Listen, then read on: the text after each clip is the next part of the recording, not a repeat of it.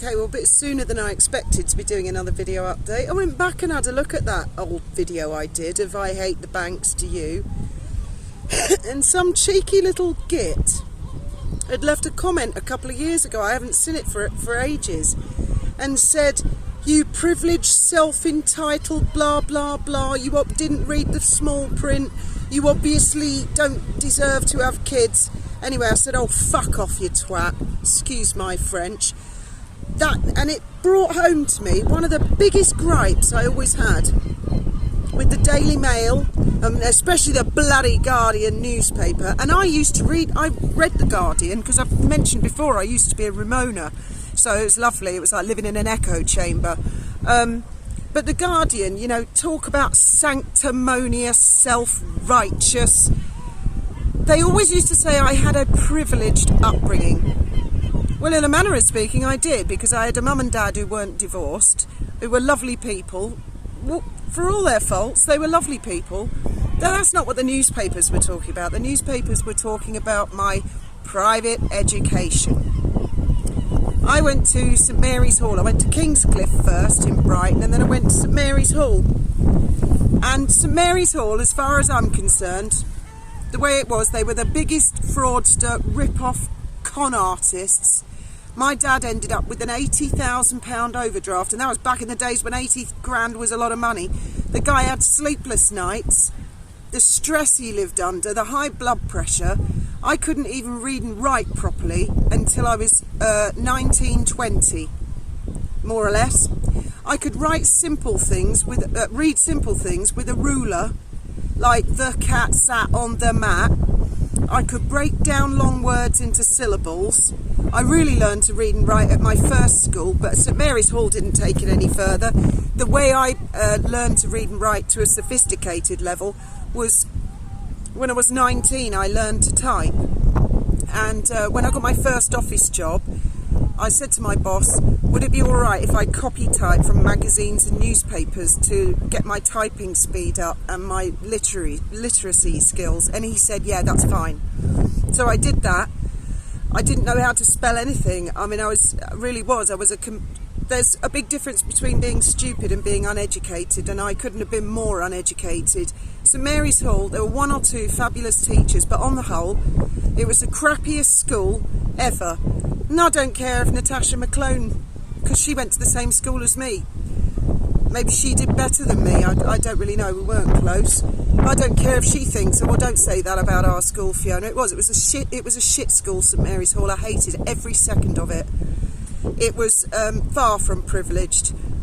They just wanted to hammer us into a particular shape, mould us into a particular shape, make us agree with the same things. There was no room for freedom of expression. There was no room for individuality. And if you weren't making a grade, or if you were hard work to teach, you could get knotted as far as they were concerned. You were dragging all the marks down, so you could just go to the wayside and go to another school. And I'm actually quite glad that when I did the Too Posh to Pay programme, they used aerial shots of St Mary's Hall. They made no secret of it. I went to St Mary's Hall, and I said on that programme I hated private school. It was horrible. It was like a prison. And they went out of business quite soon after. I don't think it was anything to do with my remarks. I'd like to think it was, because I do bear a grudge to this day. These people who think that private school is better than state school. I subsequently went to Lewis Priory State School. By then it was too late for me, because I was so rebellious after all the hideous treatment from private school. It's just so restrictive that I sort of had gone wild by then. But the state school was very, very good in comparison. The maths, they just broke it all down. I could suddenly understand what the hell they were talking about. I didn't know what St Mary's Hall were talking about. They overloaded us with homework. I had to carry about 3 or 4, maybe 5 kilos of books around with me everywhere I went. I didn't know what the hell I was doing. I couldn't do the homework. When I did submit the homework, it was never good enough. Not a word of encouragement. It was just horrible. And we had a vicar there who used to go on and on and on at us and say things like, don't sin because God's watching you even when you're on the toilet. And I used to think, why would God want to watch me when I'm on the toilet? Well, turned out he was a bit of a funny old sausage as well. Bit of a dodgy old vicar. I won't name him. He's got a very unusual name. In fact, years and years later, when I was grown up, my mum, it was such an unusual name. She said one of my constituents has written to me to complain about this vicar. He lives next door, and he's written a letter and he's put a curse on her and her family. And I said, well, what are you supposed to do about that as a county councillor? And she said, well, I don't know, but it's gone a bit worse than that. He's turned into a nightmare neighbour. Anyway, that was another story. A privileged upbringing with bloody private school. Are you bloody mad? And then the bloody Guardian, they went and got a quote from some horrible old teacher I had at St Mary's Hall, and she was one of the worst teachers ever. And she had the cheek to say I was up to nefarious things. Really? So I would love to know what all you guys think of the current education system. Do you think that private school is a privilege? I don't. I don't think that even a couple of hundred parents with the best will in the world, if they're millionaires, can provide what a state system can by the poor old taxpayer paying it. But I mean, these days, I don't know what school's like. When my kids were in school, utter waste of time. They learnt so much more as soon as we took them out of school. In fact, my Benji is a supporter of a movement called, it's an acronym, 6 Cruel Hours of Our Lives. You should really look it up. It's on YouTube. It's this black guy who does rapping, and it's so true that schools just teach you to regurgitate dates, facts. They're not actually teaching you how to do tax returns, what's going on in the real world, how to cope with life, and I don't even know if they're doing that now. But privileged upbringing, oh my God. Between that, the only other thing the Daily Mail said that kind of got my goat, they said I was bloated and dishevelled. Well, dishevelled, yeah, all the time, but bloated, I bloody well wasn't. I was like a stick insect. Anyway, yeah, privileged upbringing, really. These sanctimonious little gits, and I do think a lot of them are hard left.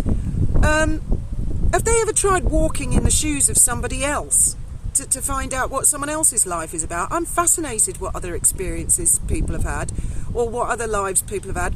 I very rarely look at someone and think, oh, got you sized up, you know, I know every detail about your life. Very, very rare I would ever do that. Why do these judgmental little gits think it's all right to come out with stuff like that? Doesn't it get right up your nose? Gets up my nose, that. Anyway, there's my rant for the day, and that's all thanks to that cheeky monkey saying that on the video I did. It was 13 years ago. I looked at it 13 years ago that was uploaded, and we were living in Brighton and paying tax, and I was too busy to read the small print because of the robbing banks. And basically what this twat is saying is it was my fault that I think I was charged about £500 in bank charges, and one lady on the comments on the last video said that was actually illegal. I don't know if it was illegal or not.